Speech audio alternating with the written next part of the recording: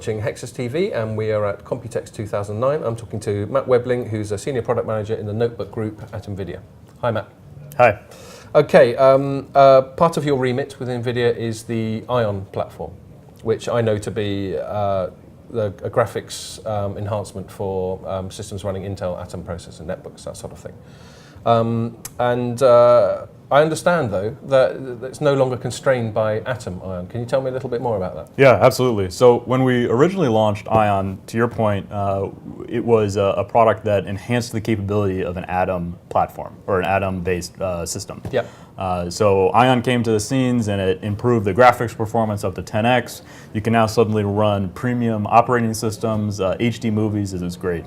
So we got a lot of feedback from end users that Ion is really valuable, a valuable capability added to any sort of system, not just Atom-based platforms. Okay.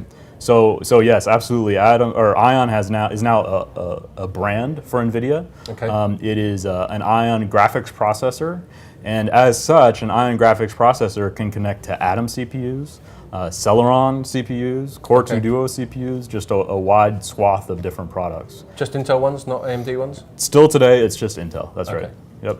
Okay, so yeah, you're broadening the remit, and the demand is presumably for mobile systems where they don't want to have discrete graphics or don't want to have a higher level of graphics. Is that correct? That's absolutely correct. I mean, we think, and end users seem to agree, that they want better graphics performance than what's on the market today, than what they can normally get in an integrated graphics solution. And that's really where Ion plays. So this sounds pretty similar to when you first announced the actual GPU that's inside Ion. Can you remind me what that's called? GeForce 9400. Okay, when you first announced that was inside the new generation of Apple MacBooks. Absolutely, right? Absolutely. So Apple MacBooks, all of their notebooks lines are top to bottom GeForce 9400. And that's effectively Ion? It is effectively Ion. It's the same GPU core that is made up of Ion and GeForce 9400. Okay.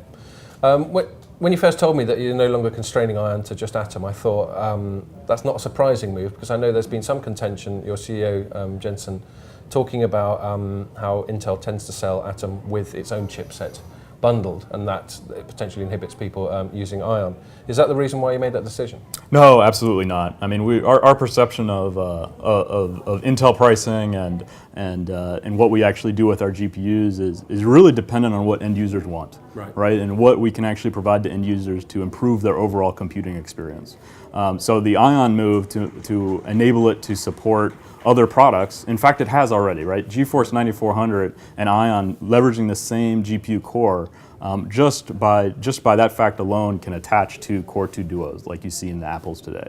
So there's nothing new about Ion being able to attach to these different products. We're just talking about it as doing that a little bit differently now that it's termed a graphics processor instead of just a platform. Okay. So have there been any specific Ion-related product announcements at COMPUTEX 2009? Absolutely. What we talked about today and what we have in our demo room is over 20 designs, new system designs. This includes net-tops, or netbooks, and all-in-ones. So over 20. One of the bigger ones that we talked about recently, and actually what we launched last week, was the Lenovo IdeaPad S12, which is the first notebook with NVIDIA Ion. So that's a 12-inch notebook, NVIDIA Ion, great performance. Okay, and is that being sort of positioned as a sort of thin and light type of thing? Yeah, absolutely. It's a solution that really takes, with Ion, it really takes a netbook and turns it into a notebook. You can do all these other capabilities with it. Do you know if it runs the Intel CULV CPU? In this specific design, it's Atom. So this is an Atom-based product with Ion in it. I see. But you bring up a good point. CULV can also attach to Ion. Okay. So from our perspective, CULV is actually a great product. It's nothing new. CULV is not a new product. It's really just a new price from Intel. So CULV CPUs have been around forever, or been around for a long time. Okay. They're in current products today. What Intel has basically done is just lower the price on them. So from our perspective, that's fine. What makes the CULV platform even better is if you attach an Ion-based product or a GeForce-based product to it. And again, I mean, one of the points of CULV, which stands for sort of consumer ultra low voltage, I think, is that it's lower power, so you can have thinner systems. Does putting ion in there defeat the object of some of that by increasing some of the power and the heat? No, not at all. COLV is interesting because the CPU, the wattage dedicated to the CPU goes down, but the wattage for the chipset is the same as what it was before. So what ion does is it attaches, it replaces what that chipset was. Thermals are the same. Right. And actually, sort of the interesting thing is that since there's lower power dedicated to the CPU, that means you could have, in theory, more power dedicated to the GPU and even have better graphics performance. So if you start to talk about Core 2 Duo attached with Intel integrated, and then compare COLV attached with a discrete GPU, your overall system performance with COLV and GeForce is better than even Core 2 Duo with Intel integrated because you have all this new graphics capability, but it's in the similar sort of thermal form factor. Okay. Just to conclude, it's interesting we're talking about netbooks, talking about COLV, sort of thin and light, all that sort of thing. There are lots of different grades of sort of form factors going up into power and size and that sort of thing. And NVIDIA's been a contributor to further muddying that water with Tegra announcements. I recently spoke to your colleague about that. And we're getting systems based on Tegra, which is a much smaller platform. Absolutely. Is there any danger of these Tegra announcements sort of cannibalizing the ion areas that you work with? Yeah, that's an interesting question. The way we really differentiate Tegra and ion-based products is that Tegra is an always-on solution. Right. You can access it's basically the perfect netbook, if you will, right? It's always on. You can access the internet. You can watch HD movies. It's great. Ion, on the other hand, as well as Atom and GeForce, is really the perfect PC environment. So it's not always on.